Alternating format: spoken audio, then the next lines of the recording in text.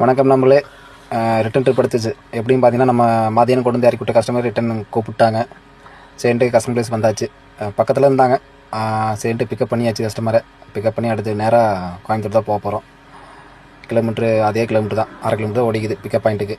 சரி, ஓகே. நீ கோயம்புத்தூர் போயிட்டு ட்ராப் பண்ணியாச்சு. கஸ்டமர் ப்ளேஸு ட்ராப் பண்ணிட்டு ஒரு அமௌண்ட் வாங்கிட்டுங்க. என்ன அமௌண்ட்னா அதை இப்போ நான் சொல்ல போகிறேங்க, பார்த்துக்குங்க. சரிங்களா?